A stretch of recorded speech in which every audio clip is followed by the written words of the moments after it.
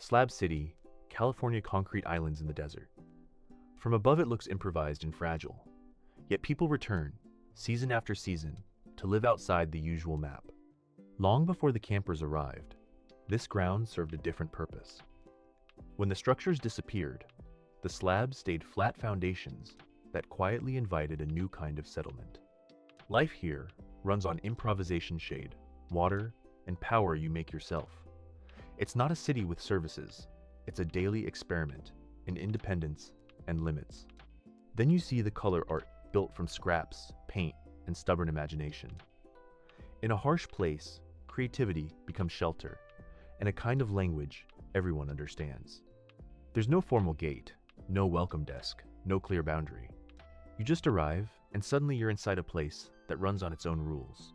The city starts with the slab's old foundations left behind like a grid. They're the floor for homes, workshops, and everything in between. Out here, water is planning. You carry it, store it, protect it from heat because nothing is automatic, and every gallon has a story. Electricity here is handmade sunlight into panels, panels into batteries, batteries into light. Off-grid power turns survival into a daily engineering project. Slab City isn't one camp. It's many small worlds side by side. Each setup reflects a personality. Practical, artistic, minimal, or surprisingly comfortable. There are paths, but not official streets. Navigation is informal, learned by looking, asking, and remembering landmarks that change with the season. Then the desert suddenly explodes into color. The art here feels bigger than the place itself, like someone painted hope directly onto the landscape. On some nights, dust becomes a concert hall, a DIY stage, a few lights, and music that carries far because there are no walls. Commerce here is improvised trades, small sales, and favors. It's a marketplace without storefronts, built on trust and direct conversation. Shade is architecture in the desert. People build it from whatever works, tarps, pallets, rope, turning survival into design, one knot at a time. At night, headlights draw temporary streets. Light moves, shadows shift, and the settlement feels like it's rearranging itself in real time. Without official offices, information travels by boards like this: notes, offers, warnings, invitations. It's a public square made of paper and staples. Mornings start with basics: water, heat, shade, and a plan for the day. In Slab City, routine is built from small, practical choices. Off-grid living brings responsibilities too. Cleanup becomes a community task because in a place without services, what you manage becomes your environment. By midday, heat becomes the main character. Shade, airflow, and timing matter because the desert doesn't negotiate, it just keeps rising. Here, sharing is a form of infrastructure.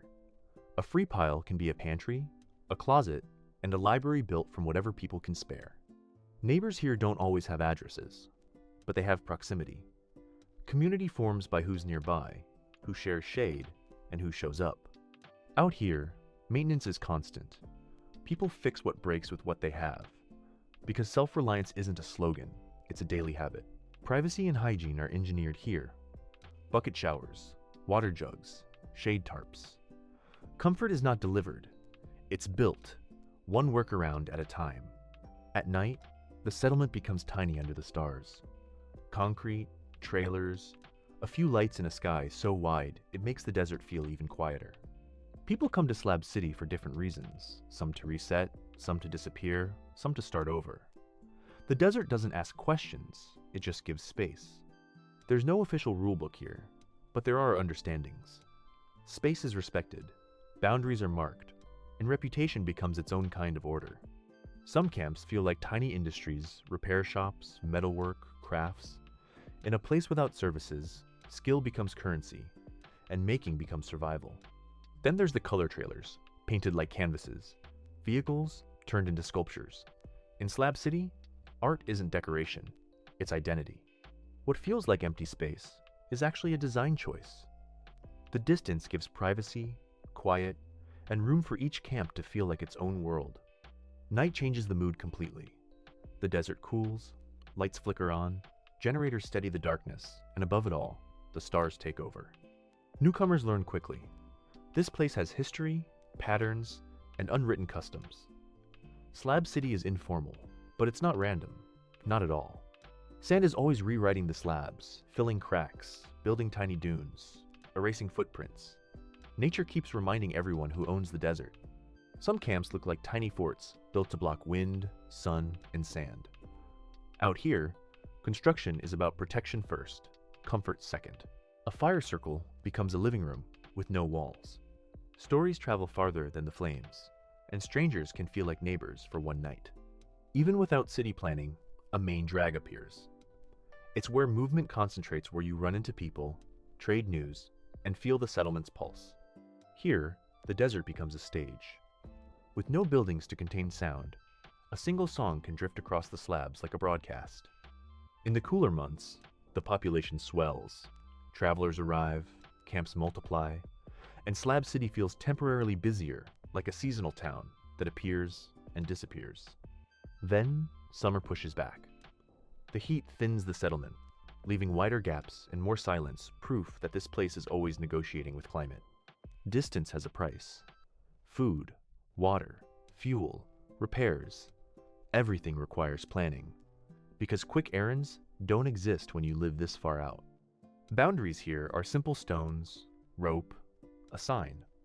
But the real boundary is social, knowing when to approach and when to give space. Slab City attracts people who don't fit neatly anywhere else. For some, it's refuge. For others, it's freedom, an experiment in living differently. Animals move through the settlement like locals. A dog on a dusty path feels like the most normal thing here, proof that life adapts fast. This place has a unique soundtrack: hums, chimes, engines, and wind. Independence is never silent. It makes its own kind of noise. At sunset, the slabs turn soft and gold. For a moment, everything looks peaceful. An improvised town resting under a giant desert sky. After dark, the place feels different. Light becomes navigation, sound travels farther, and everyone moves with a bit more awareness and care. Comfort is engineered here. A shower can be a frame, a bucket, and a towel in the sun, simple parts arranged into something that feels human. Fences here aren't about property titles, they're about space. A line of pallets can mean home, even if the ground belongs to no one. A shared meal changes everything. Even in a place built on independence, food and conversation create a temporary town square at night. Morning is the best time to work before the heat climbs. Repairs happen early, quietly, with the kind of focus that off-grid life demands. Even knowledge is shared here. A dusty little bookshelf becomes a library, proof that community can form around the smallest, simplest gestures. Paint becomes a kind of wall here, marking territory, expressing mood, turning scrap materials into something intentional and proudly visible. At the edge, the settlement simply stops. One last trailer, then pure desert, an abrupt reminder that nature is the real boundary line.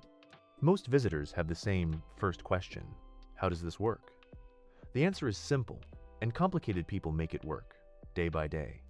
Some camps look like installations, part home, part gallery. In Slab City, the line between living space and artwork is intentionally blurry. From above, the slabs form a strange grid, like a city plan without buildings. People place themselves into that pattern, creating streets out of habit. When the sun drops, the desert finally loosens its grip. Evening becomes recovery time. People step outside, breathe, and reconnect with one another. Bikes make sense here, simple, quiet, and reliable. In a place without formal streets, movement is personal and low-tech by design. Without official signage, the community invents its own visual language: arrows, symbols, colors. It's navigation, communication, and personality, all at once. Projects never really end here.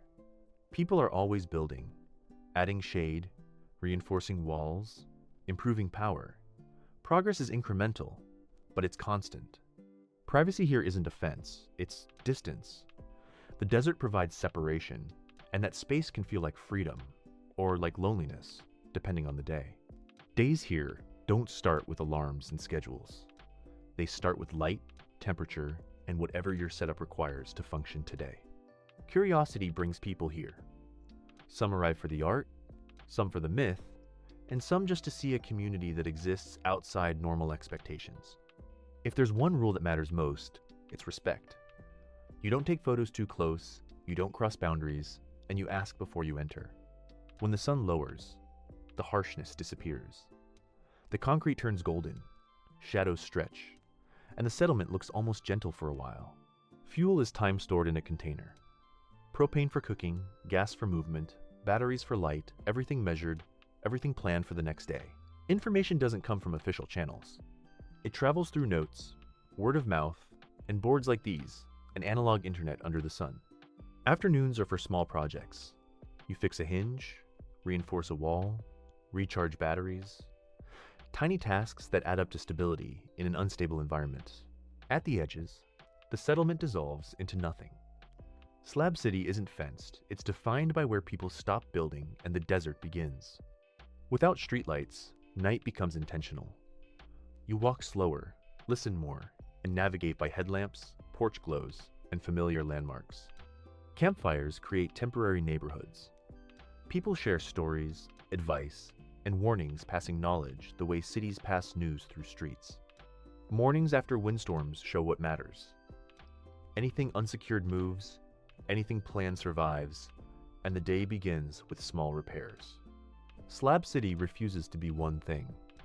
It's freedom and hardship, creativity and routine, an unfinished experiment that changes depending on who you ask. Art here is practical and personal.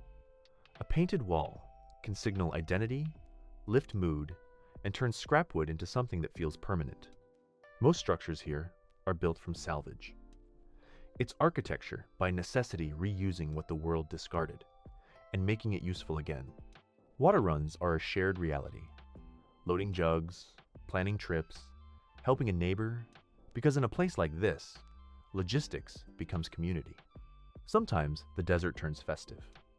A few lights, a speaker, and people dancing, proof that joy can exist even in the most improvised conditions.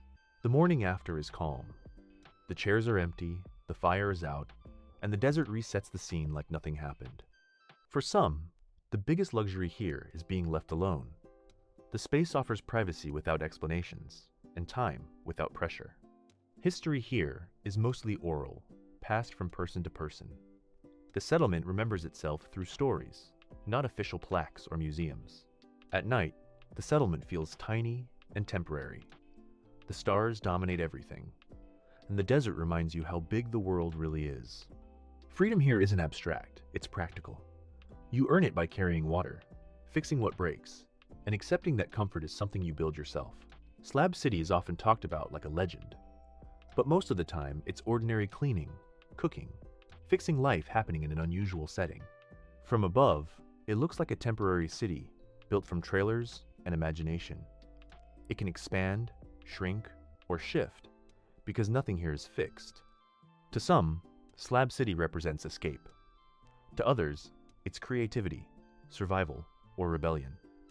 The meaning depends on the person standing on the concrete. In the end, the desert is the true authority. Wind, heat, and distance set the limits no matter how independent the settlement wants to be. A simple lock click can mean safety, privacy, or routine. In a place with few formal systems, small actions carry bigger meaning. When you leave, it disappears quickly. One turn, 1 mile, and it's mostly dust and horizon again. Slab City hides in plain sight. Even if you only visit, the feeling lingers: space, improvisation, and a community that exists because people decided to make it real. From a distance, Slab City looks like a city without walls, built from scraps, sunlight, and choice. It's temporary, yet stubbornly present in the desert. In the morning, it's just concrete, sky, and choices. Slab City continues, not because it's official, but because people keep building their lives on these slabs.